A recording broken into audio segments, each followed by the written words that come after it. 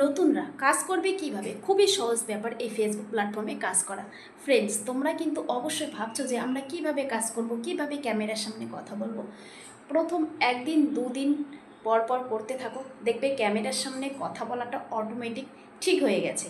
ক্যামেরার সামনে যখন কথা বলবে, ভাববে যে তোমার সামনে কোনো ব্যক্তি আছে, কথাগুলো তাকে বলতে যাচ্ছ।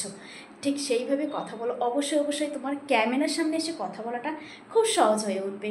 আর অবশ্যই অবশ্যই তোমরা হয়তো ভাবছো অনেক তো এখানে কন্টেন্ট ক্রিয়েটর, সবাই বলছে এটা করা যাবে না, ওটা করা যাবে না। তো আমি বলবো অন্যের কথা ছাড়াও রিল্যাক্স পজিটিভ মাইন্ডে কাজ করো। অবশ্যই অবশ্যই তোমরা কিন্তু সফলতা পাবে। খুবই সহজ ব্যাপার, কিছু কিছু গাইডলাইন্স মেনে কাজ করলে অবশ্যই খুব দ্রুত সফলতা পেয়ে যাবে তোমরা। অবশ্যই ফেসবুকের দেওয়া গাইডলাইন্সগুলো তোমরা ফেসবুকের মধ্যেই পাবে। প্রফেশনাল ড্যাশবোর্ড আছে, সেটিংস আছে, নিজে একটু বুদ্ধি খাটিয়ে কাজ করো।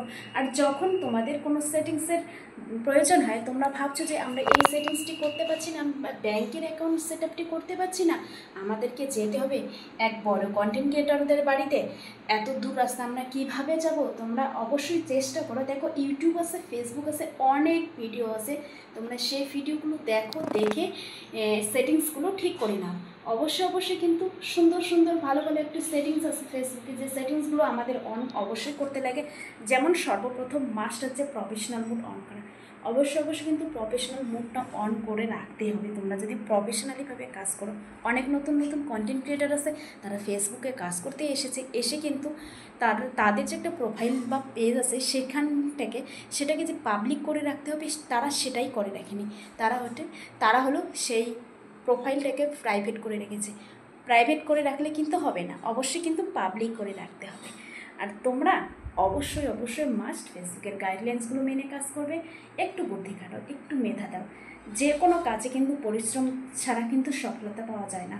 তোমরা শেখো, প্রতিটা মুহূর্তে প্রতিটা পদে পদে শেখো। ব্যর্থ হবে, হও, তাতে কোনো ব্যাপার না। ব্যর্থ হওয়ার পরে কিন্তু সফলতার মুখ দেখা যায়। বারবার ব্যর্থ হতে থাকো, কিন্তু একদিন না একদিন সফলতা ঠিকই পাবে।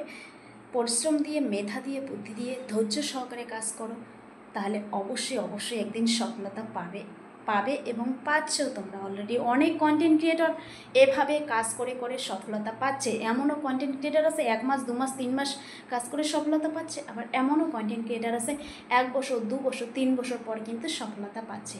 তো তারা কিন্তু হাল ছাড়েনি, তো তোমরাও হাল ছাড়বে না, লেগে থাকো। অবশ্যই অবশ্যই তোমরা পারবে, এখান থেকে সফলতা নিয়ে তবেই ফিরবে।